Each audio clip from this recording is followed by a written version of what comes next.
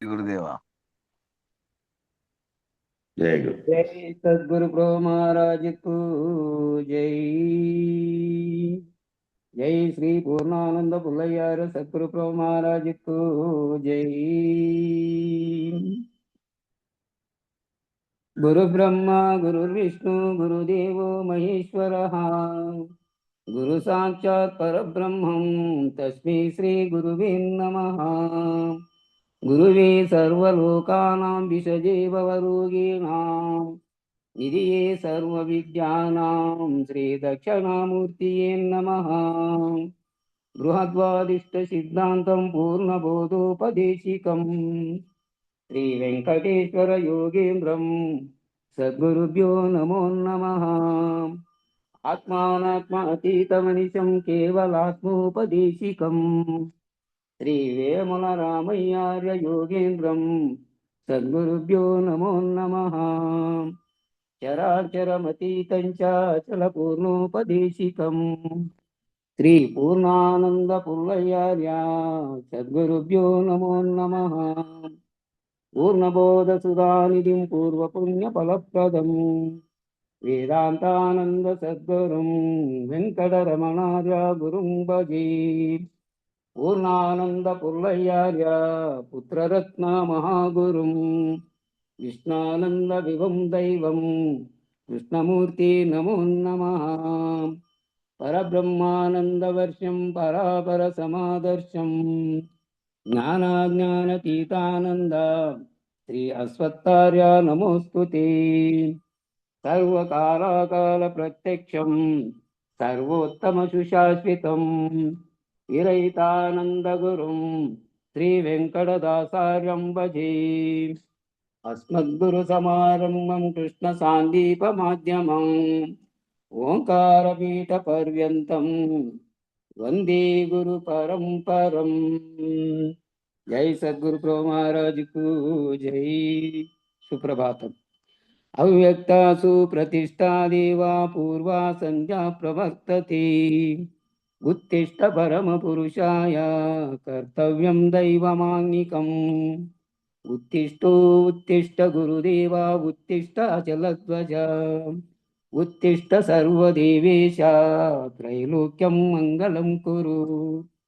मातः समस्तजगतां महद्रूपान्तरस्थितां हिरण्यगर्भमनोहर दिव्यमूर्ति श्रीनिजगुरु श्रितजन प्रियदानशीले श्रीमद्गुरेश दयिते तव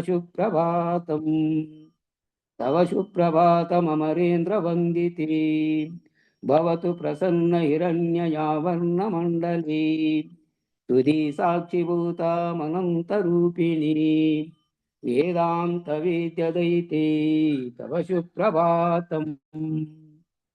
अत्रादिसप्तऋषिया समुपास्य सन्ध्याम् आकाशतत्त्वमावर्णरहिता अखिलान्तरस्ताम् ब्रह्मैव रूपत्वमेवा परमार्थतत्त्वम्। श्रीभागवत कृष्णभूमप्रभो तव सुप्रभातम्।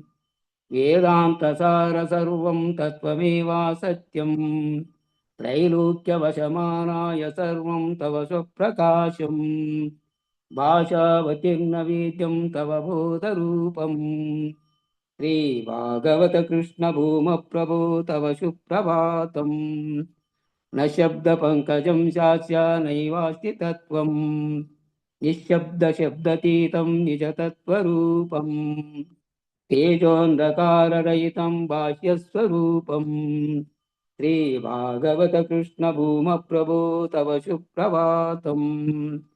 सभायान्तरोषि त्वमेक सर्वं समं हि सर्वेऽपि शिष्टमव्ययम् अतत्त्वरूपतत्त्वं न हि वस्तु किञ्चित् श्रीभागवत कृष्णभूमप्रभो तव सुप्रभातम्। व्योमवद्बहिरन्तरस्थं जालैष भूमा अशरीरतत्त्वमेकं महं नमामि। अगच्छानन्तदेवा अखिलान्तरात्मा श्रीभागवत कृष्णभूमप्रभो तव सुप्रभातम्।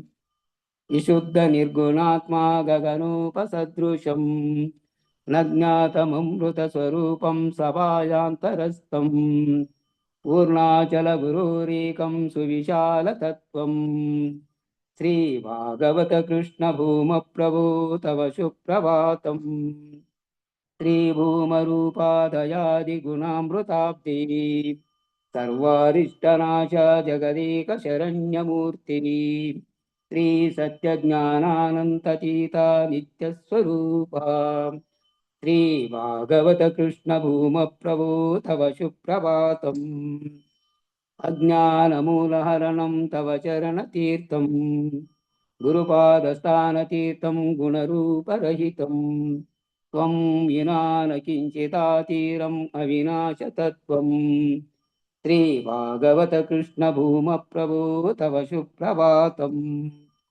इत्थं स्वप्नान्तरस्थं लिखितं ब्रह्मीश तत्त्वं शुद्धे सुषुप्ता विवचा परिपूर्णतत्त्वम् तेषां प्रभातसमये स्मृतिरहितभाजां प्रज्ञां परार्थसुलभां परमां प्रसूतिः श्रीभागवतकृष्णभूमप्रभो तव सुप्रभातम् इत्थं वृषाचलपतेरिह सुप्रभातम् ये मानवा प्रतिदिनं पठितुं प्रवृत्तः तेषां प्रभातसमये स्मृतिरङ्गभाजाम् प्रज्ञां परार्थसुलभां परमां प्रसूतिः श्रीभागवतकृष्णभूमप्रभो तव सुप्रभातम् श्रीपूर्णानन्दपुल्लयार्य तव सुप्रभातम् श्रीवेदान्तानन्दवेङ्कटरमणार्य तव सुप्रभातम् जय सद्गुरु प्रभु महाराज को जय।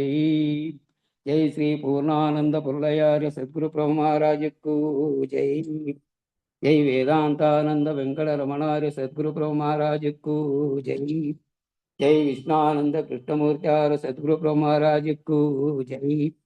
जय अस्पतार्य सद्गुरु प्रभु महाराज को जय।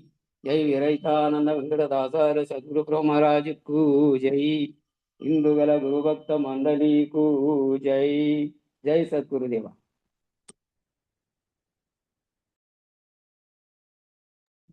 జై గురు, జై గురు, జై గురు.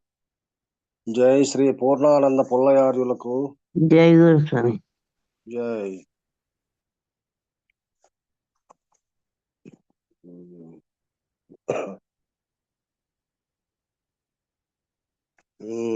నిన్న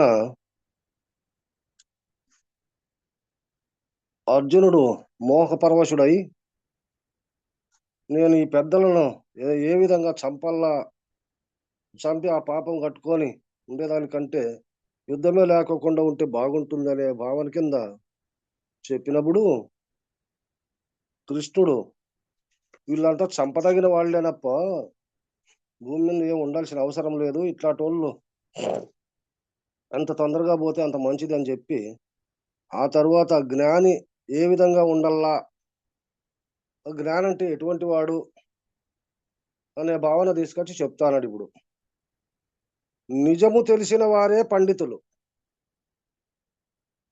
పురుషుని విడిచి పురుష శక్తి ఉండనట్లు, బీజమును విడిచి వృక్షమును విడిచి బీజము ఉండనట్లు, ఆత్మ ప్రకృతి అనునవి వేరు కావు. పురుషుని విడిచి పురుష శక్తి అంటే దేహంలో ఉండబడినటువంటి ఆత్మ చైతన్యము, దేహాన్ని వదిలిపెట్టి ఆత్మ గాని, ఆత్మను వదిలిపెట్టి గాని దేహము గాని ఉండేదానికి అవకాశం లేదప్ప. ఆ విధంగా బీజమును విడిచి వృక్షము, విత్తనం లేకోకుండా చెట్టు లేదు, చెట్టు లేకోకుండా విత్తనము లేదు, వృక్షమును విడిచి బీజము ఉండనట్లు ఆత్మ ప్రకృతి అనునవి వేరు కావు. ఈ దేహము ఆత్మ రెండు వేరు కావు, రెండు ఒకటిగానే ఉంటాయి. కానీ ప్రకృతి పరిణామము ఆత్మ, ప్రకృతి నుంచి ఏర్పడినటువంటిది ఆత్మ, ఆత్మ పరిణామము ప్రకృతి, ఆత్మ నుంచి ఏర్పడినటువంటిది దేహము. ఈ విధంగా ఉన్నందున పుట్టింది చచ్చింది అన్న గుర్తే కానీ వచ్చింది పోయింది అంతేగాని వేరేం లేదు. నిజము విచారించిన ఎడల అది పుట్టలేదు చావాలేదని తెలియను. వాస్తవాన్ని విచారిస్తే ఎప్పుడు అచల భావంలోకి వచ్చి వాస్తవాన్ని నిజం తెలుసుకుంటే అది పుట్టాలా, పెరగాలా, చావాలా, మరి ఎట్లొచ్చింది? కలలాగా. కల తనంతకు తానుగా ఎట్లయితే వచ్చి తన యొక్క వివరాన్నంతా తెలియజేసి మళ్ళా మెలకువత్తాన్ని ఎట్లయితే లేకోకుండా పోయిందో ఆ విధంగా ఇది పుట్టలేదు, చావలేదు. కనుక పండితులు ఉన్నదున్నట్లు నిజము తెలిసిన వారు చచ్చిన వారిని గురించి, బ్రతికి ఉన్న వారిని గురించి దుఃఖింపరు. చచ్చిన వాళ్ళని కానీ, బతికిన వాళ్ళని కానీ, ఎవరినన్నా కానీ పండితులంటే వేద వేద్యాంతులు, అటువంటి జ్ఞానం తెలిసినటువంటి మహాత్ములు చచ్చినప్పుడు కానీ, పుట్టినప్పుడు కానీ ఎవరిని చూసి కానీ వాళ్ళు దుఃఖించేది లేదు, సంతోషపడేది లేదు. వాళ్ళ యొక్క భావములో వాళ్ళు ఉంటారు. నత్వే వాహం జాతునాసం నత్వం నేమే జనాధిప నచైవ నభవిష్యామి నభవిష్యామ సర్వే వయమతః పరం. ఓ అర్జునా, నేనును నీవును ఈ రాజులను ఒకప్పుడు ఉంటిమి, ఇక మీదటను ఉందుము. ఎట్టులనగా ఓ అర్జునా, నేను గాని నువ్వు గాని ఈ రాజులంతా కూడా ఒకప్పుడు ఉండాము, ఇప్పుడు కూడా ఉంటానే ఉండాము. ఎట్టులనగా నేను చెప్పబోవు విషయం శ్రద్ధ వహించి చక్కగా వినుము. ఎట్లుందంటే ఇది ఎప్పుడూ ఉన్నే ఉంటాను, ఎక్కడ పాలేదప్ప అనే దానికి నిదర్శనంగా ఒకటి చెప్తాన్నాడు. బంగారము మూసయందుంచి అగ్నిస్పర్శ వలన ద్రవరూపము నర్చి ఎట్టి ఆకారము గల దాని యందు పోసిన అట్టి ఆకారమది వహించును. బంగారాన్ని మనకు ఫలానా వస్తువు కావాలని అడిగితే అక్కడ ఆ బంగారం చేసేటువంటి ఆ ఆచారి ఏది కావాలని అనుకుంటే దాన్ని అంతా కరిగించి ఆ మూసలే పోస్తే ఆ రకం వస్తుంది కదా. ఆకారము మారినంత మాత్రమున బంగారము లేకపోయినదా? బంగారం బంగారంగానే ఉంది, ఆకారం మాత్రం మారింది. ఒకటిగానే ఉండబడినటువంటి గట్టు, బంగారు గట్టు, దాన్ని కొంచెం కట్ చేసుకొని దాన్ని కరిగించి ద్రవరూపము చేసి ఏ మూసలే పోస్తే ఆ మూస ఆకారం కలిగి మనకు ఆ వస్తువు బయటకు వస్తా ఉంది. అంతేగాని బంగారమేమో మొదలుండేది బంగారమే, ఇప్పుడు ఉండేది బంగారమే కదా. బంగారమేమో బంగారమే, కానీ ఆకారం మారింది అంతేగాని. మరియు అగ్నిస్పర్శ వలన బంగారము ద్రవరూపకముగా పొందకపోవునా? అగ్ని తగిలినప్పుడు బంగారము దానంతకు అదే ద్రవరూపం అయిపోతుంది కదా. కానీ గట్టి పడతానే మళ్ళా బంగారమే, అప్పుడు బంగారమే, ద్రవరూపంలో ఉన్నప్పుడు బంగారమే, ఇప్పుడు బంగారమే. అంటే జ్ఞానము తెలియనంత వరకు అజ్ఞానులుగా ఉండబడినటువంటి వాళ్ళు మాట్లాడేటువంటి మాటలు అయినా అవి. నువ్వు నాచే జ్ఞానాన్ని పొందిన తర్వాత నువ్వు ఈ రకంగా మాట్లాడేదానికి అవకాశం లేదప్పా. అదే గురువు వల్ల ఎప్పుడైతే మనం గుర్తు తెలుసుకుంటామో ఉన్నది ఉన్నట్టుగా, అటువంటి వాళ్ళు చచ్చినప్పటికైనా పుట్టినప్పటికైనా ఎవరిని చూసి కానీ దుఃఖించేది కానీ సంతోషపడేది కానీ ఉండదు. ఎల్లవేళలా నువ్వు ఉంటాండవు, నేను ఉంటానప్ప. ఈ రకంగా ద్రవరూపకము పొందకపోవునా తప్పక ద్రవరూపము పొందునట్లు స్థూల సూక్ష్మ భాగములుగా నుండును. ఆత్మ స్థూల సూక్ష్మాకారములుగా ఎన్ని మార్పులు చెందినను ఆత్మ ఉండునట్టిదే కనుక ఇది ఆత్మ స్థూలంగా ఉన్నా సూక్ష్మంగా ఉన్నా ఎక్కడున్నా ఉడికైనా కానీ ఆత్మేమో ఉంటుంది కదా. బంగారం పెద్దగా ఉన్నా ఉంది, కొద్దిగా ఉన్నా ఉంది, దాన్ని ద్రవరూపం చేసినా ఉంది. అదేవిధంగా ఈ శరీరంలో వచ్చేటువంటి ఈ మార్పులు స్థూల శరీరంలోనూ ఉంది, సూక్ష్మ శరీరంలోనూ ఉంది, కారణ శరీరంలోనూ ఉంది, మహాకారణ శరీరంలోనూ ఉంది. ఉండే కదా తిరిగి మళ్ళా ఈ విధంగా శరీరాన్ని తీసుకొని వస్తుంది ఇది. కాబట్టి ఆకారములు మారినంత మాత్రమున మనము లేకపోతున్నామని అనుకొనరాదు. ఆకారాలు మారుతా ఉన్నాయి, అంతేగాని మనం లేకుండా ఎక్కడా పోలేదు కదా. అదే విధంగా వాళ్ళు కూడా ఈ ఆకారాన్ని వదిలిపెట్టి ఇంకొక ఆకారం లేకపోయేదానికి అవకాశం వచ్చింది కాబట్టి ఈ యుద్ధంలో చచ్చేదో బతికేదో ఏదో ఒకటి ఉంటుంది. అంతేగాని వాళ్ళని నేను చంపుతాను అనేది అదంతా కాదప్ప అని చెప్పి ఇక్కడ ఓ శ్లోకము. దేహినో అస్మిన్ యథా దేహే కౌమారం యౌవనం జరా తథా దేహాంతర ప్రాప్తిర్ధీరస్తత్ర నా ముహ్యతే. ఆత్మ యొక్క స్థూల భాగమగు శరీరము జనించిన పిదప, ఎప్పుడైతే ఈ ఆత్మ ఈ శరీరము ఎప్పుడైతే పుడతా ఉందో, జనించిన పిదప బాల్యము అట్నుంచి రంగులు రకాలుగా మారుతా వస్తా ఉంది. మొట్టమొదట బాల్యము, తర్వాత యవ్వనము, దాని అన్నే కలుగుతున్నవి. చిన్నగా వయసులో ఉన్నప్పుడు చిన్నగానే ఉంటుంది, వయసు వచ్చే కొద్ది పెద్దగాను అవుతా ఉంది. ఆ పెద్దగాయని కూడా మళ్ళా శుష్కించి పోతా ఉంది. కానీ ఈ విధంగా పద్ధతులు మారినంత మాత్రమున బాల్య పద్ధతులు నశించినట్లు కొందరు ఎంచుతున్నారు.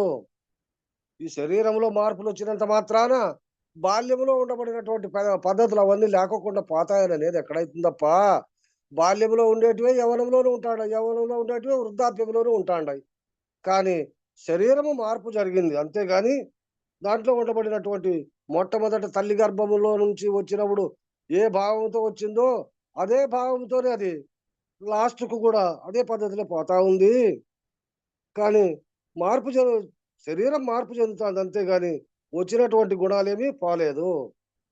బాల్య పద్ధతులు నశించినట్లు కొందరు ఎంచుతున్నారు, కానీ అది పొరపాటు. ఎట్టులనగా శరీరమందలి సర్వరూపములు యౌవన కౌమారములందు పెంపొందినవే కానీ నశించలేదు. వీటి నుంచి దాంట్లోకి మార్పు చెందుతుంది, అంతేగాని ఏటివి కూడా దాంట్లో నశించిపోయినటువంటి ఏమీ లేవు. అదే విధముగా ప్రతి ఉపాధి యందు కర్మ నిర్మితముగా శరీరాత్మలకు మార్పు కలుగుచుండును కనుక ఈ విధముగా వస్తు నిశ్చయము తెలిసిన వారు దుఃఖమును పొందరు. అంతే, ఎందుకంటే మార్పు అవుతా ఉంది. మామూలుగా ఉండబడినటువంటి బంగారము కొలిమిలేకి పెడితే రసమై, ఆ రసము మూసలేకి పోస్తే ఒక ఆకారాన్ని ధరించి తిరిగి వచ్చి మళ్ళా యథారూపంగా ఎట్లయితే ఉంటా ఉందో, అంతేగాని ఆకారాన్ని మార్చుకుంది. మొట్టమొదటి ఉండే బంగారమే ఇప్పుడు లాస్ట్కి వచ్చినప్పటికి ఉండే బంగారమే, అంతేగాని వేరే మార్పు ఏమి లేదు. ఈ విధంగా అవుతుంది. కానీ అట్లా దానికి జ్ఞానులుగా ఉండబడినటువంటి వాళ్ళు ఎప్పుడు కూడా దుఃఖము పొందరప్ప. మాత్రా స్పర్శాస్తుక ఉంతేయ శీతోష్ణ సుఖ దుఃఖద ఆగమాపాయినో అనిత్యాస్తాం స్థితిచ్ఛస్వ భారత. ఓ అర్జున, అంతఃకరణ పరిణామము జ్ఞానేంద్రియములచే తెలియబడు విషయేంద్రియ పంచకము, మనకు అంతఃకరణ పరిణామము జ్ఞానేంద్రియములచే తెలియబడు విషయేంద్రియ పంచకము అంతఃకరణంలో ఉండబడినటువంటిదే. ఈ జ్ఞానేంద్రియాలకు వచ్చి ఒక్కొక్క దానికి ఒక్కొక్క రకంగా పని చెప్పుకుంటూ అది చేపించుకుంటా ఉంది. పంచకము అనగా శబ్ద స్పర్శ రూప రస గంధముల యందు తనకు అనుకూలముగా ఉండునది క్షేమకరమని, తనకు ప్రతికూలముగా ఉండునది దుఃఖకరమని అంతఃకరమునందు నిర్ణయించుకొని సుఖ దుఃఖ రూపములు చెందుచుందురు.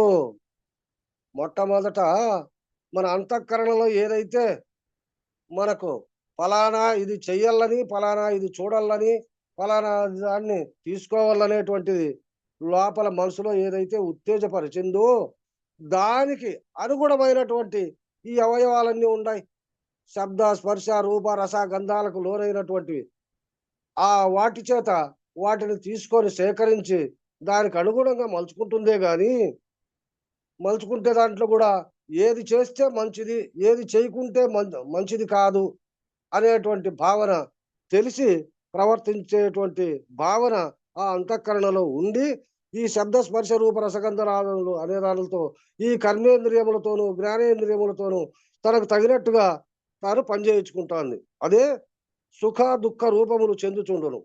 ఎట్టులనగా స్తోత్రముచే తెలియనది శబ్దము, అంటే చెవి ద్వారా వినబడేటువంటిది అదంతా శబ్దము. అది నిందాస్పదముగా ఉన్నచో తనకు దుఃఖము కలిగించును. అక్కడ వచ్చేటువంటి ఆ శబ్దము మంచిదైతే బాగా ఆనందంగా ఉల్లాసంగా ఉంటాడు. లేదు అది విషాదకరమైనటువంటిది అయితే అప్పటికప్పుడే బాధ కలిగిస్తుంది. కాబట్టి స్తుతి రూపకముగా ఉన్నచో అంటే దాన్ని స్తుతించేటట్టుగా అంటే మంచిదిగా ఉంటే సంతోషము కలిగించును. త్వగేంద్రియము చే తెలియబడినది స్పర్శ. ఇంకా చర్మము ద్వారా తెలియబడేటువంటిది స్పర్శ. ఇది భార్య పుత్రాదుల యొక్కయు పట్టు పీతాంబరములు నవరత్న ఖచ్చితమగు నగలు హంసతూలికా తల్పముల యొక్కయు స్పర్శ సంతోషము కలిగించును. ఇంకా ఈ త్వక్కు దీని గురించి ఎట్లుంటుందప్ప అంటే దానికి కావలసినటువంటి సదుపాయాలు అది కలగజేసుకున్నప్పుడు ఈ శరీర సౌఖ్యము భార్య పుత్రాదుల యొక్క భార్యను తాకినప్పుడు కానీ భార్య స్పృశించినప్పుడు కానీ లేదా పుత్రులు పుత్రికలు అటువంటి వాళ్ళను ఎత్తుకున్నప్పుడు కానీ అటువంటి వాళ్ళను దగ్గరకు తీసుకున్నప్పుడు కానీ పట్టు పీతాంబరములు బంగారుతో తయారు చేసినటువంటి దుస్తులు ధరించినప్పటికైనా నవరత్న ఖచ్చితమగు నగలు మంచి మంచి రత్నాలతో పొందుపరిచినటువంటి ఆ ఆభరణాలు ధరించినప్పుడు కానీ హంసతూలికా తల్పముల యొక్కయు మంచి మెత్తని పరుపులు అనుకూలమైనటువంటి పరుపుల మీద పడుకున్నప్పుడు కానీ స్పర్శ సంతోషమును కలిగించును. ఈ విధంగా ఉన్నప్పుడు ఈ స్పర్శ ఈ శరీరానికి ఎంతో ఆనందాన్ని కలిగిస్తాయి. కానీ భార్య పుత్రాది బంధు వియోగంబును పట్టు పీతాంబరాది నవరత్న ఖచ్చిత భూషణముల యొక్క వినియోగమును కటికనేల పడకయు దుఃఖము కలిగించును. ఇవన్నీ లేనప్పుడు ఇవన్నీ ఉండి దాని మీద పడుకుంటా అంటే బాగా ఆనందంగా సంతోషపడతాడు. ఇవన్నీ లేకోకుండా ఏదే కానీ వస్త్రం కూడా లేకోకుండా మొత్తం కటికనేల మీద పడుకున్నప్పుడు ఆ బాధ ఎంతో దుఃఖాన్ని కలిగిస్తాదప్ప. అక్కడ ఉండేది దేహమే, ఇక్కడ ఉండేది దేహమే, కానీ మధ్యలో వచ్చే సదుపాయాల గురించి భ్రమ చెందుతాండవు అంతేగాని అంతకంటే వేరు లేదు నాయనా. నేత్రేంద్రియము చేత తెలియనది రూపము. కంటితో చూడబడేది చూసేదంతా మనం చూసేది కన్ను, చూడబడేది ఎదుటబడేది దృశ్యము, అదంతా రూపము. ధన ధాన్య వస్తు వాహనాదులున్ను ఆరోగ్యవంతమగు జీవన పద్ధతులను సౌఖ్యము కలిగించును. ఈ రూపానికి ఏంటంటే ఆనందాన్ని కలిగిస్తాడంటే ధన ధాన్య వస్తు వాహనాదులను ధనము కానీ దండిగా ఇంటి నిండా ధాన్యము కానీ ఇక మనకు కావలసినటువంటి వస్తువులు కానీ వాహనాదులు కానీ అన్ని అనుకూలంగా ఉన్నప్పుడు ఆరోగ్యవంతమగు జీవన పద్ధతులను శరీర ఆరోగ్యం కూడా బాగా అన్ని అనుకూలంగా ఉన్నప్పుడు సౌఖ్యము కలిగించును. అక్కడ సంతోషాన్ని వ్యక్తం చేస్తుంది. వీరికి వ్యతిరిక్తమగు ధనధాన్య భావము రోగబాధలు ధనధాన్య అభావము. దీనికి వ్యతిరేక్తంగా ధనము కానీ ధాన్యము కానీ లోటుపాట్లు ఉంటే కూడా రోగబాధలు ఉన్నా కూడా దుఃఖము కలుగజేయును. దీనికి వ్యతిరేక్తంగా ఏదైతే ఉంటే అప్పుడే అక్కడ కలిగినటువంటి సంతోషం పోయి వెంటనే దుఃఖం వస్తా ఉంది. జిహ్వేంద్రియము చే తెలియనది రసము. ఈ జిహ్వ అంటే నాలుకతో తెలియబడేటువంటిది రసము అంటే ఒక రుచి. ఈ రుచులు ఎన్నుండయప్ప అంటే తీపి, చేదు, కారము, ఉప్పు, పులుపు, వగరు అను 6 విధములు. ఇవన్నీ షడ్రుచులు అంటారు. ఉప్పు, పులుపు, తీపి, కారము, చేదు, వగరు అనేటువంటివి 6 రుచులు. ఈ 6కు మించి ఇంకా రుచులే లేవు అని మనకు పెద్దలు తెలియజేస్తున్నారు. ఉండేది కూడా వాస్తవమే. ఈ 6 విధములు రోగరహితముగా ఉన్నప్పుడు ఈ రుచులు ఆనందదాయకముగా ఉండును. రోగరహితముగా ఉన్నప్పుడు ఈ 6 రుచులు ఆనందంగా ఉంటాయి. ఏ రోగము లేనప్పుడు షుగర్ కానీ బీపీ కానీ ఇంకోటి కానీ ఏది లేనప్పుడు ఏది తిన్నప్పటికైనా కానీ బాగా రుచి పక్వంగానే ఉంటాయి. కానీ అటువంటివి ఎటువైనా వచ్చినప్పుడు ఈ రుచులతో కూడుకొని తింటే నిన్ను ఉండబడినటువంటి దాన్ని నాశనం చేసి పెడతాయి ఇవి. కాబట్టి ఆనందదాయకముగా ఉండును. వ్యాధిగ్రస్తులకు దుఃఖము కలిగించును. ఆ రోగంతో బాధపడే వాళ్ళు తింటే ఇంకా లేనిపారి బాధలనే తెచ్చిపెడతాయి, వాళ్ళకు దుఃఖము కలిగించును. ఇక నాసికేంద్రము చే తెలియనది గంధము. ముక్కు ద్వారా తెలుసుకునేది వాసన. ఈ వాసనలో ఇది సుగంధముగా ఉన్న ఆత్మకు సౌఖ్యము. మంచి సువాసన వస్తే ఎంతో సంతోషపడుతుంది. అదే సువాసన లేకోకుండా వేరే ఇతరత్ర వస్తే బాధను కలిగిస్తాడు. దుర్గంధంగా ఉన్న రోగాలను కలిగించును. చెడు వాసన పీలిస్తే అప్పటికప్పుడు పరిచయం పట్టేదో, లేకపోతే ఏదో దగ్గులు వచ్చేదో, ఇంకా ఏదేదో దానికి కావలసినటువంటి రోగాన్ని అది తయారు చేసి పెడుతుంది. కాబట్టి ఈ ఆ ఈ తన్మాత్రలు వ్యష్టి పద్ధతిగా కాక సమిష్టి పద్ధతిగా అనుభవించే వారలకు ఆత్మానందము కలుగజేయును. ఇవన్నీ ఒక్కో దాన్ని ఒక్కో రకంగా, ఒక్కో దాన్ని ఒక్కోటి తీసుకొని దాంట్లో ఉండబడినటువంటి దాన్ని పరిశీలించి అవగాహన చేసుకొని సమర్థుడైతే అరే వస్తా అంటాయి పాత అంటాయి ఇవన్నీ సహజమే కదా అనేటువంటి స్వభావన చెందినప్పుడు ఆయన ఎట్లుంటాడప్ప అంటే ఎప్పుడు కూడా తన యొక్క ఆత్మ ఆనందంగానే ఉంటుంది, బాధపడడు. ఎట్లా అంటే మన దాంట్లో సంతోషములు అంతలో కనవచ్చి పెదప అరగు ఎచ్చటికో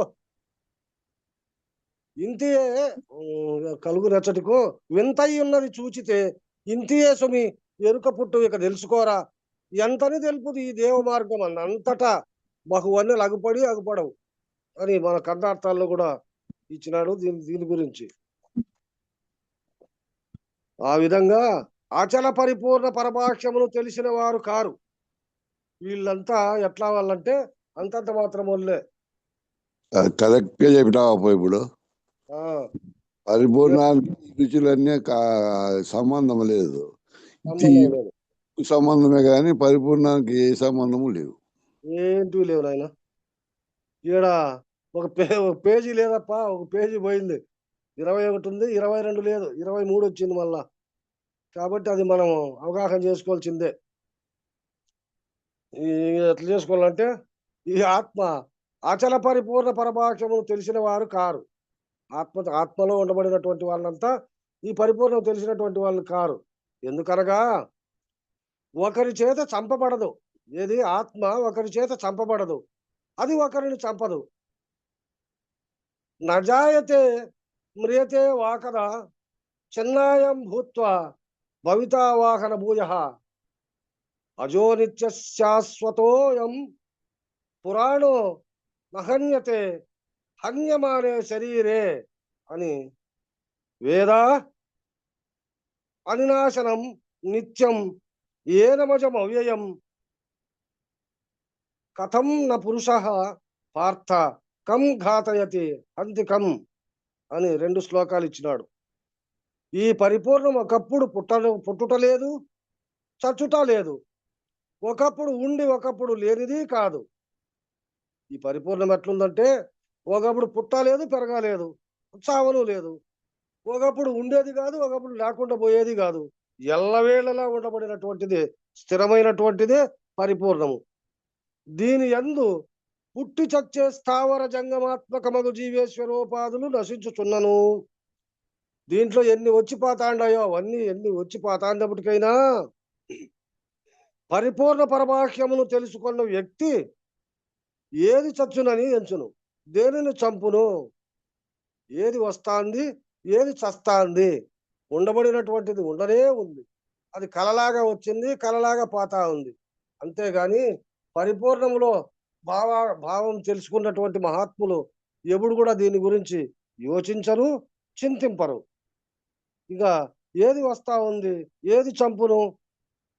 వాసాంసి జీర్ణాన్ని యథావిహాయానవాని కృహ్ణాతి నరో అపరాణి తథా శరీరాన్ని విహాయ జీర్ణాన్యన్యాని సంయాతి నావాని దేహి. అంటే మానవులు పాత వస్త్రమును తీసివేసి కొత్త వస్త్రమును ధరించున్నట్లు ఈ మానవులంతా మాలిన్యమైనటువంటి ఈ పాత వస్త్రాన్ని వదిలిపెట్టేసి కొత్త వస్త్రాన్ని ధరించినట్లుగా ఈ చైతన్యముకు జీవాత్మ ఒక శరీరమును విడిచి మరి ఒక శరీరమును ధరించును. ఈ చైతన్యమైనటువంటి ఆత్మ ఈ శరీరాన్ని వదిలిపెట్టి ఇంకో శరీరంలోకి ప్రవేశించి దాన్ని తయారు చేసుకుంటుందే గాని అసలు చావు అనేటువంటిదే లేదు. చచ్చేది ఏడుంది? మార్పు బంగారం కదా మొట్టమొదట మార్పులు అయినట్టుగా ఈ దేహము ఈ దేహాన్ని వదిలిపెట్టి ఇంకో దేహంలోకి పోతా ఉంది. అంతేగాని పరిపూర్ణ పరమాఖ్యము జడచేతన పద్ధతి గల జీవాత్మ కాదని తెలియము. పరిపూర్ణ పరమాఖ్యము జడ చేతన పద్ధతి గల జీవాత్మ కాదని తెలియము. ఇంక పరిపూర్ణమాకట్టు అసలు జన్మే లేకుండా రూపమే లేకుండా పోయేది కాదు. ఇది మామూలుగా పోతా ఉంటుంది, వస్తూ ఉంటుంది. అంతేగాని పరిపూర్ణ పరమాఖ్యాన్ని ఎవరైతే గుర్తిస్తారో ఇంక అసలు లేకుండానే పోతారు వాళ్ళు అనేది కాదని తెలుసుకోరాయన. నయనం చింతంతి శస్త్రాణి నయనంద హతి పావక నచైనం క్లేదయం త్యాపోన శోషయతి మారుత అచ్చేద్యో అయమరాఖ్యో అయమక్లేద్యో అస్యోష్య ఏవచ నిత్య సర్వగత స్థాణురచలో అయం సనాతన. ఈ పరిపూర్ణ పరమాఖ్యము అనాది అచలము ఉపాధి రహితముగా ఉన్నందున ఈ పరిపూర్ణం ఎట్లుందంటే పరిపూర్ణ పరమయలు అచలము అంటే చలనము లేనటువంటిది, ఉపాధి రహితము ఏ దానికి ఉపాధి పొందినటువంటిది కాదు. ఇది ఒకదానికి ఉపాధి ఇచ్చేది కాదు, ఒకదాన్ని ఉపాధి కోరేది కాదు. తనంతకు తానుగా ఏ ఉపాధి లేకుండా ఉండబడినటువంటిది కాబట్టి అధిష్టాన పరిణామముగు జడచేతనముగా ఉన్న అధిష్టాన పరిణామముగు జడచేతనముగా నున్న అస్త్ర శస్త్రంబులు పరమాఖ్యమును ఛేదింపజాలవు. ఇవన్నీ అప్పటికప్పుడు వస్తాండాయి పోతాండాయి. ఇవన్నీ దీనిలో ఎంత మహత్యమున్నా ఎంత శక్తివంతమున్నా ఇవన్నీ కూడా పరమాఖ్యాన్ని ఏమీ ఛేదించజాలవు. ఇవే ఈ జడంతో కూడుకొని ఉండబడినటువంటిది ఈ ఆత్మ, దేహము, చైతన్యమైనటువంటి ఆత్మ ఇవన్నీ వస్తా పోతా ఉన్నాయి. వాటిని అవి ఏమైనా చేసుకోవచ్చు కానీ ఈ పరమాఖ్యాన్ని ఏవి ఛేదింపజాలవు. సూక్ష్మచేతనముగు బడబాగ్ని దహింపజాలదు. బడబాగ్ని అంటే దీంట్లో ఉండబడినటువంటి అగ్నితత్వము ఇది కూడా ఈ పరిపూర్ణ పరమాఖ్యాన్ని దహింపజాలదు. చైతన్య పరిణామముగు జల ప్రళయము అచల పరిపూర్ణ పరమాఖ్యము తడుపనేరదు. నీటికి తడుచాదా, ఎండకు ఎండుతుందా, వానకు నానుతుందా, గాలికి కొట్టకపోతుందా, ఏ రకంగా నశించిపోయేటువంటి అవకాశాలు ఏంది లేవు కాబట్టి అదే అగ్నికి కాలదు, జలముకు నీటికి తడవదు. మహావాయువు పరమాఖ్యమును ఎండింపజాలదు. ఇంకా ఎండకు ఎండేది లేదు, గాలికి కొట్టకపోయేది లేదు. ఎందుకనగా అది జడాజడ రూప పద్ధతి గల పరమాత్మ వంటి పదార్థము కాదు. పరమాత్మ ఆత్మ, పరమాత్మ చైతన్యము ఇవన్నీ ఉన్నాయే, ఇటువంటిది కాదు ఇది. ఇవి ఏ సందర్భానుసారంగా ఆ సందర్భానికి మార్పులు చెందిపోయేటివి. ఇది ఎల్లవేళలా ఒకటే ఆకృతిగా ఉండబడినటువంటివి కాబట్టి ఈ పరిపూర్ణాన్ని ఎండ గాని, వాన గాని, గాలి గాని, అగ్ని గాని ఏమీ చేయలేవు. కనుక చీల్చబడదు, కాల్చబడదు, తడుపబడదు, ఎండింపబడదు. ద్రవ్య గుణ కర్మ నామాన్య విశేష సమవాయ అభావము. ఏ దానికి కూడా ద్రవ్యము అంటే సంపాదించుకునే దానికి కానీ, గుణాలకు కానీ, కర్మ చేసేదానికి కానీ, సామాన్య విషయాలకు కానీ విశేష సమవాయ అభావము. ఈ విశేషానికి కానీ అవిశేషానికి కానీ ఏ దానికి కూడా పొందుపడేది కాదు కాబట్టి ఇది అభావము. ఏ భావానికి లొంగనటువంటిది అభావము అను పద్ధతులు కలది పదార్థమని చెప్పబడును. ఏ భావానికి కాదు కానీ పదార్థము అనేదానికి కూడా కాదు. కాబట్టి అటువంటిది ఈ పరిపూర్ణ పరమాఖ్యము.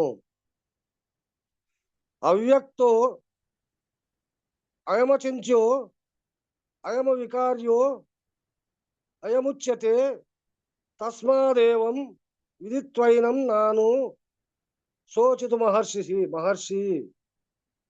మహర్షసి.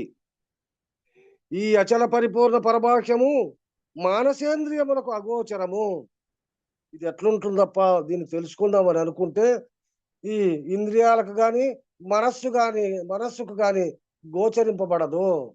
మరి ఏ విధంగా దీన్ని తెలుసుకునేదంటే గురు సంజ్ఞ ద్వారా, గురు సూచన ద్వారా తెలియబడేదే కానీ తనంతకు తానుగా మనస్సుతో ఊహించినటువంటిది కానీ ఊహకు కూడా అందనటువంటిది. అటువంటిది గురు సూచన ద్వారా దీన్ని తెలుసుకునే అవకాశం ఉంటుంది. అతీతము వికారరహితము. అతీతము ఏ దానికి అందనటువంటిది, ఏ వికారాలు చెందనటువంటిది. వికారరహితం అనగా జన్మాదులు పొందనిది, ఏ జన్మ అనేటువంటిది లేదు దీనికి. స్వతసిద్ధంగా ఈ జగత్తంతా రాకముందు, జగత్తు వచ్చినప్పుడు, జగత్తు పోయిన తర్వాత కూడా ఒకటే విధంగా ఉండబడినటువంటిది ఈ పరిపూర్ణం పొందినది కనుక ఇది సత్యమని చెప్పబడుచున్నది. అచల పరిపూర్ణ పరభాక్యమును తెలుసుకున్నచో నీకు దుఃఖం ఉండదు. ఈ విధంగా ఎప్పుడైతే నువ్వు ఈ అచలంలో ఉండబడినటువంటి ఈ జ్ఞానాన్ని నువ్వు పొందితే అప్పుడు నీకు దుఃఖం అనేది ఉండదప్ప. వస్తా ఉంది, పోతా ఉంది, పై మీద తవాలి ఎట్లదేది జారిపోతా ఉందో ఆ విధంగా ఈ దేహము కూడా వచ్చింది, చూసింది, పోతా ఉంది అనేటువంటి భావన నీకు తోస్తుంది, కానీ నీకు దుఃఖం అనేటువంటిది కలగదు. ఇక అతచైనం నిత్యజాతం నిత్యం వామన్యనేమృతం తదాపిత్వం మహాబాహో నైవం శోచితు మహర్షి జాతస్య హిద్రువో మృత్యుత్రువం జన్మ మృత్యుస్య చ తస్మాద పరిహార్యే అర్థే నత్వం శోచితు మహర్షి. ఈ దేహ స్వరూపముగు దేకి శరీరముతో పుట్టి శరీరముతో నశించినది నీకు తెలియచున్నది. ఈ దేహాన్ని కూడుకొని, ఈ దేహి అంటే ఆత్మ చైతన్యమైనటువంటిది దేహాన్ని కూడుకొని పుడతా ఉంది, పెరుగుతా ఉంది, పోతా ఉందని నీకు గోచరమై నీకు తెలియబడతాంది. అంతేగాని నీవు దుఃఖపడని అవసరం లేదు. ఎందుకంటే ఆకారముతో కూడుకొని వచ్చింది ఎప్పుడైనా కానీ నిరాకారం కావాల్సిందే. నువ్వు పోయేవాడే, నేను పోయేవాడే. నిరాకారమైనటువంటిదే శాశ్వతంగా ఉండేది. కాబట్టి ఆ విధంగా వచ్చిపోయేదాన్ని గురించి నీకెందుకప్ప దుఃఖము? ఆ దుఃఖం అవసరం లేదు నాయనా. ఏలానగా పుట్టినది చచ్చుట, చచ్చినది పుట్టుట వాని స్వధర్మమని ముందే చెప్పి ఉన్నాను. పుట్టింది చావక మానదు, చచ్చింది మళ్ళా పుట్టక మానదు. కాబట్టి ఇది దాని యొక్క ధర్మం. ఇది దేహధర్మం, వచ్చేది పోయేది. కాబట్టి దాని గురించి నువ్వు బాధపడేది ఎందుకు అర్జునా? అవ్యక్తాధీని భూతాని వ్యక్త మధ్యాని భారత అవ్యక్త నిధనాన్యేవ తత్రక పరివేదన. ఓ అర్జున, ఈ భూతములన్నీ జన్మించుటకు పూర్వము ఇవన్నీ ఈ పంచభూతాలన్నీ కూడా ఇవి రాక మునిపే పూర్వము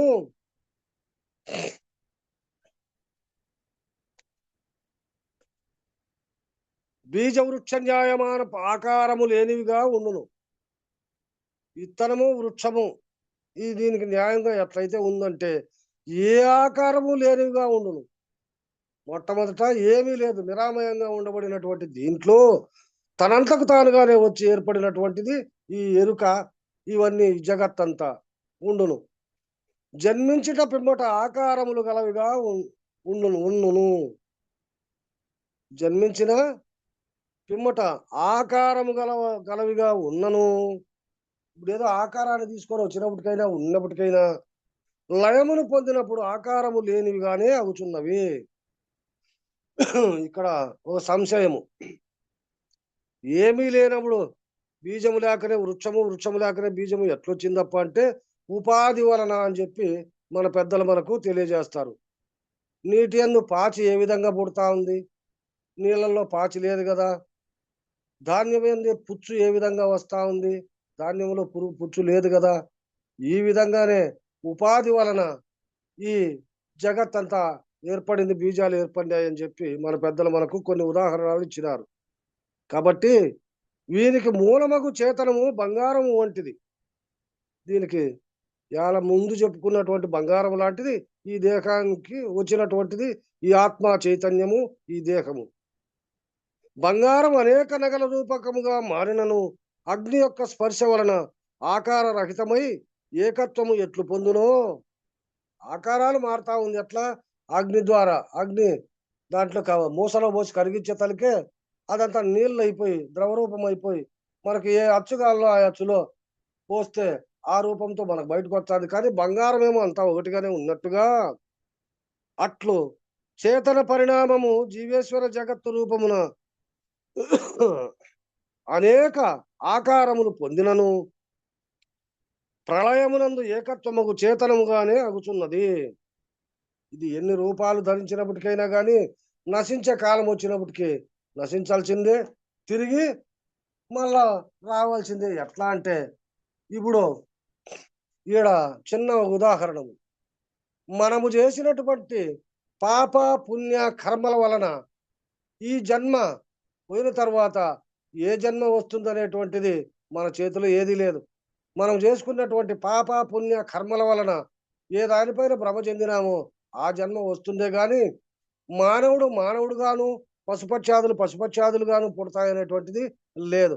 మనం చేసుకున్నటువంటిదే మన ఎంట ఉండి మళ్ళా దానికి తగినటువంటి ఆ జన్మ తీసుకొని వస్తాది. కాబట్టి ఏకత్వముకు చేతనముగానే అగుచున్నది కనుక ఆశ్చర్య వత్సస్యతి కశ్చిదేనమాశ్చర్య నద్వదతి తథైవ చాన్య ఆశ్చర్యవచ్చైనమస్య శృణోతి శ్రుత్వా ఆప్యాయనం వేదన చైవ కశ్చిత్. అంటే చేతన రూపకమగు ఆత్మ అంతఃకరణ అధిష్టానముగా ఉండునని, ఈ చేతన రూపముగా ఉండబడినటువంటి అంతఃకరణం అంటే ఏ దానికి ఎట్లా ఏ పని చెప్పి నడిపించాలా అనేటువంటిది లోపల ఉండును, చేతనంగా ఉంటుంది. కాబట్టి నిశ్చయించుకొని దాని ముందే నిశ్చయించుకొని బాహ్యాంతర ప్రపంచ వృత్తులు మరచి బయట జరిగేటువంటి దాన్ని అంతా ఏంది పెట్టుకోదు. ఆత్మలో ఉండబడినటువంటివి దాంట్లో ఉండేవి దాంట్లోనే ఉంటాయి. మరచి రూపతన్మాత్రతో అంతఃకరణ రూపమున దృష్టి నిలిపి అక్కడ ఉండబడినటువంటిది ఆ స్పర్శ రూపతన్మాత్రం లేకపోయి అక్కడ అంతఃకరణ రూపమున దృష్టి నిలిపి అధికాభ్యాసము వలన కొందరు జడులైపోయినారు. కొంతమంది ఏం చేస్తాండారంటే ఈ బయలు చూడాలా అని చెప్పి కన్నులు నిక్కిచ్చి కన్నులు మూసుకోకుండా ఎల్లవేళలా రూపతన్మాత్ర యందే ఏదో ఒక రూపాన్ని వాళ్ళు అనుకొని ఆ రూపంను గురించి స్తోత్రం చేసుకుంటూ ఎల్లవేళలా దాంట్లో నిలిచిపోయినటువంటి వాళ్ళు జడులైపోయినారు. కొంతమంది అంటే తెలియనటువంటి విషయాన్ని నిన్నబడి వాళ్ళు భ్రమ చెందిపోయినారు.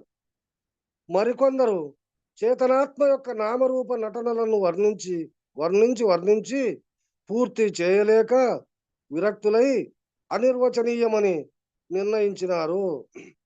ఇంకా కొంతమంది ఈ చేతనాత్మ యొక్క ఈ నామ రూప నటనలు ఇది ఎట్లా వస్తా ఉంది, ఎట్లా పోతా ఉంది, దీన్ని ఎట్లా చేయాలా, ఎట్లా తెలుసుకోవాలా అనేటువంటి దాన్ని తెలుసుకునే దానికి పూర్తి తెలుసుకోలేక విరక్తులై ఇది అందేది కాదని చెప్పి అనిర్వచనీయము, ఇది ఎవరికి అందేది కాదు, తెలిసేది కాదని చెప్పి కొంతమంది నిర్ణయించుకుంటారు.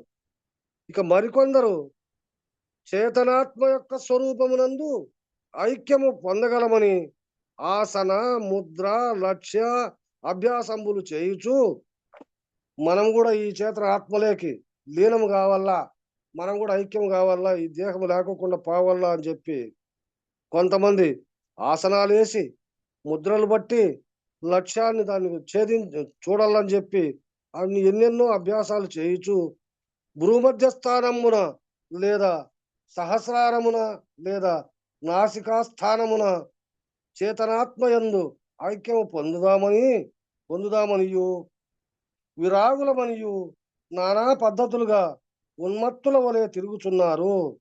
ఈ విధంగా ఎవరెవరు కావాల్సింది వాళ్ళు చేసుకోవాలనేటువంటి భావంతో ఈ విధంగా అన్ని వాళ్ళు కష్టాలు పాలవుతా ఉన్నారు. కానీ ఉన్నది ఉన్నట్లు స్పష్టముగా తెలియకపోవటకు కారణం ఏమనగా ఈ చేతనాత్మ ఇది ఉన్నట్టు తెలియకపోవడానికి ఏమి కారణం అంటే దీని ఉపాధికి ఎచ్చట కూడా మూలము లేదు. అలాంటి ఆమె నుంచి ఇట్లా వచ్చింది, ఇట్లా ఉందేనంటే ఆటికి పోయి దాన్ని మూలం లేకుండా తీసేసుకోవచ్చు. మూలం లేకనే వచ్చింది, మూలం లేకుండా పోతా ఉంది. అటువంటి దానికి ఈ విధంగా దీన్ని తయారు చేసుకొని దాన్ని నిలకడ రాకడా పోకడా లేకుండా చేసుకోవాలంటే ఈ బోధలతో అవుతుందా? ఏమిటితో అయ్యేది కదా, ఆసనాలతో కాదు, ముద్రలతో కాదు, ఏ తపస్సులతోనూ కాదు, ఏ దాంతోనూ అయ్యేటువంటిది కాదు. కాబట్టి ఈ జీవేశ్వర జగదోపాధికి తాను మూలముగా ఈ జీవ ఈశ్వర అంటే అజ్ఞానంతో ఉన్నప్పుడు జీవుడైతా అన్నాడు, జ్ఞానిగా ఉన్నప్పుడు ఈశ్వరుడైతా ఉన్నాడు. రెండు ఒకటిగానే ఉంటుంది. ఆ విధంగా ఉండి ఉన్నట్టు తెలియచున్నందున అంతే జ్ఞాని అజ్ఞానాలు, జీవుడు ఈశ్వరుడు ఆ విధంగా ఉన్నట్లు తెలియచున్నందున అధిష్టాన చేతన బ్రహ్మము ఎండమావుల జలము వలె భ్రాంతి రూపకముగా తెలియచుండును. ఎండమావుల్లో నీళ్ళు ఎట్లయితే వచ్చి పోతా ఉన్నాయో కనపడినట్టుగా ఉండాయా అంటే లేనే లేవు, కానీ కనపడలేదంటే కనపడతా ఉన్నాయి. అటుకు పోయి చూస్తే నీళ్ళే లేవు. అది భ్రాంతిజన్యమే కానీ వాస్తవము కాదు. ఆ విధంగా భ్రాంతి రూపకముగా తెలియచుండును. అందువలన దీనిని ఆశ్చర్యముగా చూచుచుందురు. ఆ విధంగా కనపడిపోతాంది కాబట్టి ఎంతో ఆశ్చర్యకరంగా ఎండమావుల్లో నీళ్లు చూసినట్టు ఈ దేహం కూడా అరే నిన్న ఉండే కదప్ప ఈ పొద్దు లేకోకుండా బాగా ఎంత బాగుందప్ప, ఎంత ఇదిగా ఉందప్ప అనేటువంటి భావనతో దీని మీద భ్రమ చెంది ఈ దేహాన్ని చూసుకుంటా అన్నారు. అంతేగాని వాస్తవం కాదు ఇది.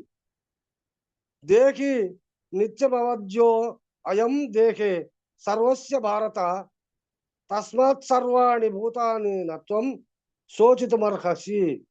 అంటే ఓ భారత, ఓ అర్జున, సకల దేశములయందు, సకల వస్తువులయందు, సకల శరీరములయందును బాహ్యాంతరములనే నిర్ణయము లేక నిండి నిబిడీకృతముగా ఉన్నది అచల పరిపూర్ణ పరమాఖ్యము.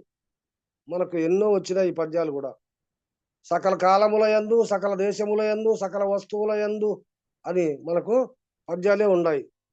ఆ విధంగా ఈ అచల పరిపూర్ణము నిండి పరబాహ్యము అనేటువంటిది లేకోకుండా ఏ అంతటా ఇదే ఉండబడినటువంటిది.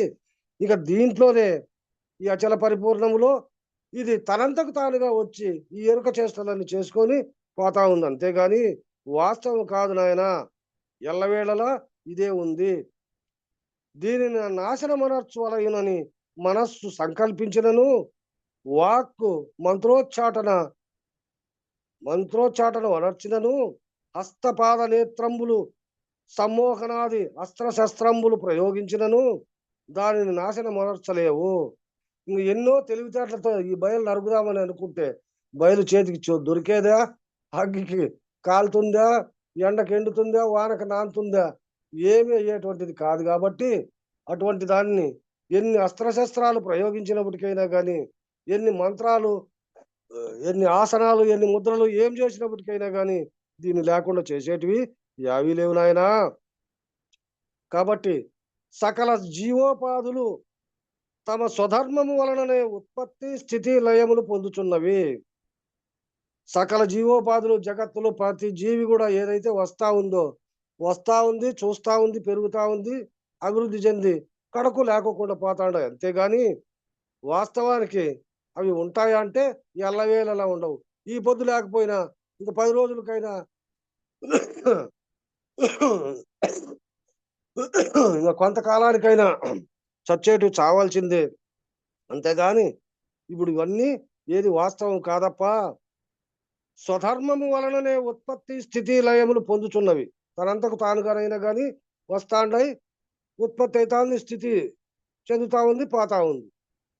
కనుక ఈ నిర్ణయమునందు నీవు దేని కొరకును దుఃఖింపతగదు. ఈ విధంగా వచ్చిపోయే దానికోసము నువ్వు ఎందుకప్ప దుఃఖం చెందుతా అంటావు? కాబట్టి నీకు ఆ దుఃఖమే వలదు నాయన. స్వధర్మమపి చావేక్ష్య నా వికంపితో మర్హసి ధర్మాది యుద్ధాశ్రేయో అన్యత్ క్షత్రియస్య నవిద్యతే. ఓ అర్జున, నిన్ను తరింపజేయునట్టి నీ స్వధర్మమగు క్షేత్రధర్మము మరచిపోతివి. నిన్ను తరింపజేయునట్టి నీ యొక్క క్షేత్రధర్మము, నీ క్షేత్రం అనగా నీ దేహములో ఉండబడినటువంటి ఇది నీ దేహధర్మం. దీన్ని మర్చిపోయినావు. మర్చిపోయి భ్రమ చెంది బాధపడతా ఉండావు.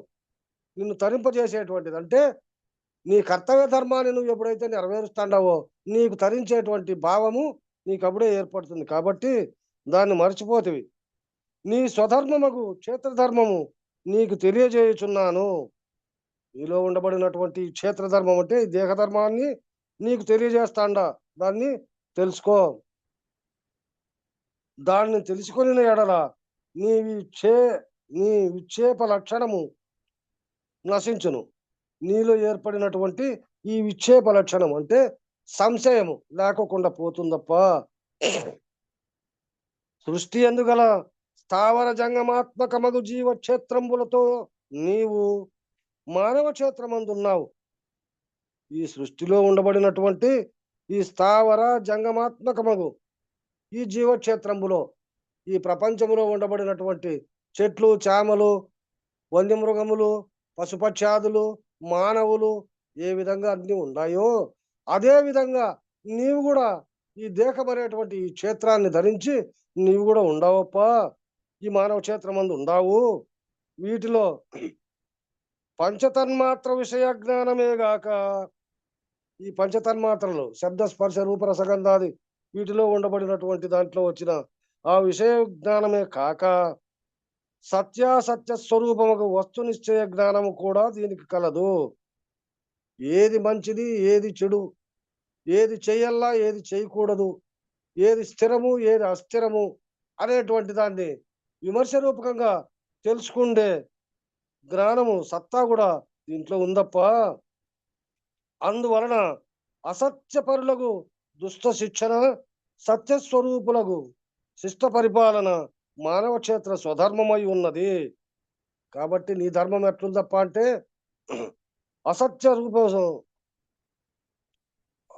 అసత్యపరులకు, అసత్యం అంటే అబద్ధాలు చెప్పేటువంటి వాళ్ళు కానీ, దుర్మార్గముతో ప్రవర్తించేటువంటి వాళ్ళు కానీ, ఒకరికి అన్యాయం చేసేటువంటి వాళ్ళు కానీ, అటువంటిది అసత్యము, అన్యాయము, దుర్మార్గము అనేటువంటి భావన కిందకి వస్తుంది. అటువంటి వాళ్ళను నువ్వు నిర్జించి సత్యాన్వేషణ పెంపొందించి మంచిదిగా ఉండబడినటువంటి వాళ్లకు నువ్వు సఫలత చేసి వాళ్ళని నిలబెట్టేటువంటి పద్ధతి నీదప్ప. శిష్ట పరిపాలన అదే మంచి వాళ్ళను నిలబెట్టేటువంటి పద్ధతి నీది. కాబట్టి మానవ క్షేత్ర స్వధర్మమై ఉన్నది. అది నీ ధర్మము, నీ కర్తవ్య ధర్మమై ఉండాలి. నీకు హాని కలిగినప్పటికీ, ఈ జగత్తుకు ప్రళయము కలిగినప్పటికీ నీ మానవ స్వధర్మము తప్పరాదు. ఏం చెప్తాన్నాడో చూడండి. నీకు హాని కలిగినప్పటికీ, నీకు ఏదైనా చెడు జరుగుతుందని అన్నప్పటికీ కూడా, ఎవరితో ఏదైనా నీకు కీడు వస్తుందని అన్నప్పటికీ కూడా, ఇక ఎన్ని బాధలు నీకు వచ్చినప్పటికైనా నీ స్వధర్మాన్ని నువ్వు వదలద్దు. వదలకోకుండా నీ కర్తవ్య ధర్మాన్ని నువ్వు నెరవేర్చిన ఆయన అంటారు. అంటే నీకు ఎన్ని ఉపద్రవాలు వచ్చినప్పటికైనా కానీ నీ కర్తవ్య ధర్మాన్ని నువ్వు నెరవేర్చల్లా. అదే పెద్దలు ఏం చెప్తారంటే, నాయన ఒకనొక సందర్భంలో గతి తప్పుతుంది, కానీ మతి తప్పి ప్రవర్తించరాదు. గతి ఇప్పుడు ఉంటుంది, రేపు లేకుండా పోతుంది. పోనీ ఇప్పుడు లేదు, రేపుకి రావచ్చు, కానీ గతి తప్పుతుంది, కానీ మతి మాత్రం తప్పదు నాయన అని పెద్దలు మనకు సూత్రాలన్నీ అందించినారు పాతకాలంలోనే. ఆ విధంగా భార్య పుత్రాది బంధువర్గ మోహములను, ధనధాన్యాది వస్తువాహన భ్రాంతి వలనను, శరీర ప్రాణ నష్టదాయక భీతి వలనను ఈ క్షేత్రధర్మము విడిచిన ఎడల మానవ సమాజము వినాశనమగును. చూడు, భార్య ఉంది, బిడ్డలు ఉండారు, ఇంతమంది ఉండారు, నేను యుద్ధం లేకపోతే ఏమవుతానో, వస్తానా రాలేనా, నా భార్య ఏమవుతుంది, నా పిల్లలు ఏమవుతారు, నాకు ఇంతమంది బంధువులు ఉండారు, ఇంత ఆస్తిపాస్తులు ఉంటాయి, ఇవన్నీ ఏమవుతాయి, దీన్ని అంతా అనుభవించుకునే వాళ్ళు ఎవరు? కాబట్టి నేను దాంట్లో పోయేది వద్దులేమని చెప్పి ఊరికే ఉండావు అనుకో భ్రాతితో. ఈ శరీర ప్రాణ నష్టదాయక భీతి వలనను నీ క్షేత్ర ధర్మం విడిచిన ఎడల మానవ సమాజం వినాశమగును. ఇంకా ఆడుగా ఉండబడినటువంటి శాతరైనటువంటి వాడే ఊరికే అయిపోతే ఇంకా చేతకానులు చేసేది ఏమిడుతుంది? ఎవరి ఇష్టానుసారం కొద్దీ ఎవరి దౌర్జన్యం ప్రబలితే వాళ్ళల్లా ఈ ప్రపంచాన్ని, ఈ జగత్తును సర్వనాశనం చేసి అందరినీ బానిసలుగా చూసి వాళ్ళకు కావలసినటువంటి విధంగా వాళ్ళను మర్చుకుంటారే గాని ధర్మాలు అనేటివి రెండూ లేకోకుండా నశించిపోతాయప్ప. కాబట్టి ఇటువంటి దాన్ని వదిలిపెట్టుకోకుండా నీ కర్తవ్య ధర్మాన్ని నువ్వు నెరవేర్చల్లా. నీకు నీచయోని ప్రాప్తమగును. ఆ రకంగా చేస్తే తర్వాత ఏమవుతుంది, నువ్వు మళ్ళా జన్మకు వచ్చేది తప్పదు. అప్పుడు ఎట్లొస్తావంటే నీచయోని ప్రాప్తమగును. ఏమిటికి పని మీద పడుకోకుండా ఉండబడినటువంటి జన్మ నీకు వస్తుంది అర్జునా. కాబట్టి రాజమార్గమందు సంచరించు వారికి ఎప్పుడు ఎలాంటి భీతి ఉండబోదు. స్వధర్మాచరణ పరాయణులకు ఏ కాలమందు ఏ దేశమందు ఎలాంటి భీతి ఉండబోదు. ఎట్లా వాళ్ళకు రాజమార్గములో సంచారం ఎప్పుడైతే చేస్తా ఉంటారో వాళ్లకు నా కర్తవ్య ధర్మం నేను నెరవేర్చల్లా, నేను రాజును కాబట్టి ప్రజలకు క్షేమకరాన్ని పంచల్ల, అన్యాయాన్ని అణచల్ల అనేటువంటి భావన చేత ఆ రాజు పరిపాలిస్తాడు. కాబట్టి ఆ పద్ధతిలో ప్రవర్తించేటువంటి వాళ్లకు ఎలాంటి భీతి ఉండబోదు. కనుక ఓ అర్జున, స్వధర్మము తెలుసుకొని సంశయరహితుడవై యుద్ధము చేయుము. అర్జున, స్వధర్మము తెలుసుకొని అంటే నీ యొక్క కర్తవ్య ధర్మాన్ని నువ్వు ఎప్పుడైతే తెలుసుకొని ఈ సంశయరహితుడవై, అదే సంశయమే జన్మహేతువు, సంశయమే గురుని మాట చెవి కొననియది, సంశయమే కీడు నదవును, సంశయం ఎడబాస్తివేని చాలును వచ్చా అని మనకు కందపద్యాల్లో కూడా కందపద్యం ఉంది. కాబట్టి ఈ సంశయమే అన్నిటికీ కూడా మూలమై నిన్ను లేనిపాని ఇబ్బందులు పెట్టేదానికి ఆ సంశయమే కారణమవుతుంది. కాబట్టి సంశయరహితుడవై యుద్ధము చేయుము. ఇంతకన్నా సులభ పద్ధతి ఈ ఉపాధికి లేదు. కాబట్టి ఆ సంశయాన్ని వదిలిపెట్టి యుద్ధానికి మొదలుపెట్టప్ప, ఇంతకంటే వేరే మార్గము లేదు అర్జున. మళ్ళా శ్లోకం ఇచ్చినాడు. యదృచ్ఛయాచోప పన్నం స్వర్గద్వారమపావృతం సుఖినః క్షత్రియ పార్థ లభంతే యుద్ధమీదృశ్యం. ఓ అర్జున, పూర్వజన్మ పుణ్య విశేషము గలవారికే స్వధర్మాచరణము కావించునన అవకాశము కలుగును. చూడు, పూర్వజన్మములో కూడా వచ్చిందల్లా వారి యొక్క ధర్మాలను నిలబెట్టడానికి చేతనయ్యేటువంటి సత్తా పూర్వజన్మములో ఉంటేనే ఈ జన్మములోకి వస్తుంది. లేకపోతే పామర మానవునిలాగానే అందరితో పాటునే ఉంటాడు. కాబట్టి ఓ అర్జున, పూర్వజన్మ పుణ్య విశేషము గల వారికే స్వధర్మాచరణ కావించున అవకాశము కలుగును.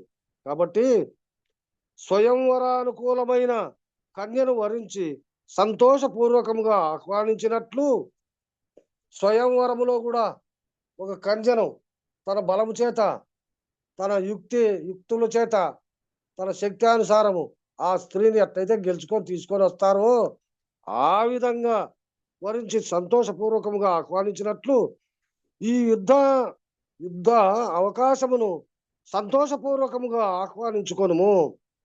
ఈ యుద్ధం కూడా ఇప్పుడు అదే అవకాశం నీకు వచ్చిందప్ప, ఈ అవకాశాన్ని సంతోషపూర్వకంగా ఆహ్వానించి నీవు దుఃఖపడవలసిన సమయం కాదు.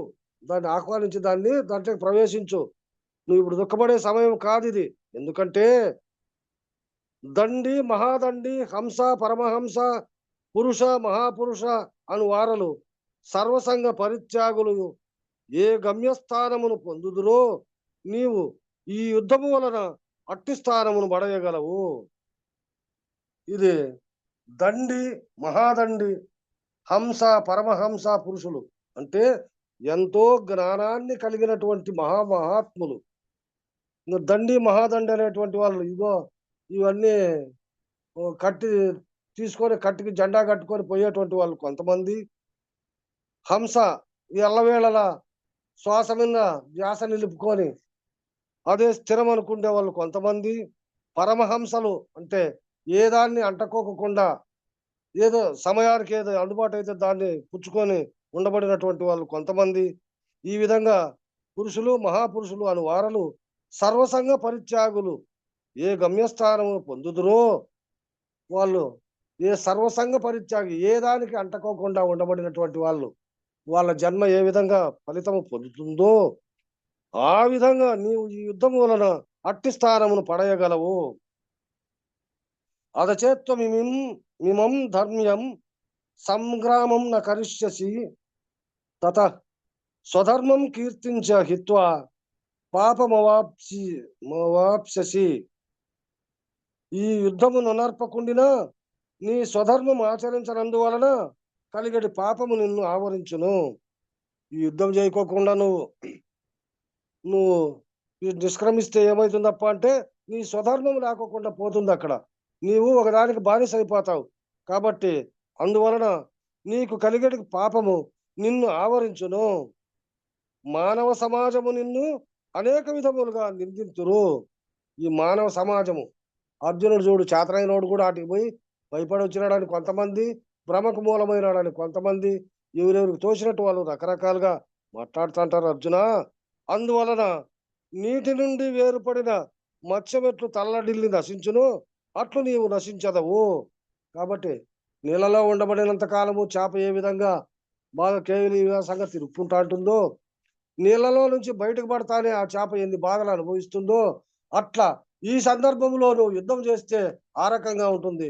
యుద్ధం చేయకోకుండా పోతే ఇదో చేప కనకలాంటట్టు అందరితో నన్ను మాటలు అనిపించుకొని నీ మనస్సును బాధ పెట్టుకోవాల్సి వస్తుంది అర్జున. కాబట్టి నువ్వు యుద్ధానికి సన్నద్ధుడు కాప్ప అని చెప్పి అక్కడ అర్జునుల్ని కృష్ణుడు పురికొల్పుతూనే ఉన్నాడు. ఇంకా పూర్తి కాలే. ఇది 27వ పేజీ అయిపోయింది. 28వ పేజీ టైము సరిపోయింది. ఇంకా శ్లోకంతో మొదలు పెట్టుకోవాల. జై శ్రీ పూర్ణానంద పుల్లయార్యులకు జై. జై గురు పరంపరములకు జై. మంగళం చెప్పండి. జై సద్గురు బ్రో మహారాజుకు జై. మంగళము సద్గురు, మంగళము సద్గురు వరేణ్య, మంగళము ఆచలార్య మహితాతీత, మంగళము పూర్ణచంద్ర, మంగళము మద్గురు వరేణ్య, మంగళమయ్యా ఈ ఎరుకాని కంకితమయ్యా. మంగళమిదే గునుమా మద్గురు దేవానా, అంగలింగమూలాను భంగము చేసిన, సంగరహిత కేవలాత్మ పొంగుతును మీ పాద పద్మం, చెంగితను నే చేరి ఎరుక భ్రాంతిని రహిత చేస్తిరి. మంగళమయ్యా ఈ ఎరుకాని కంకితమయ్యా. మంగళం గురుదేవాయ మహనీయ గుణాత్మని, సర్వలోక చరణ్యాయ సాధురూపాయ మంగళం. జై సద్గురు ప్రభు మహారాజుకు జై. జై శ్రీ వెంకటాంబ సమేత శ్రీ పూర్ణానంద పుల్లయ్యారు సద్గురు ప్రభు మహారాజుకు జై. జై శ్రీ వేదాంతానంద వెంకట రమణారి సద్గురు ప్రభు మహారాజుకు జై.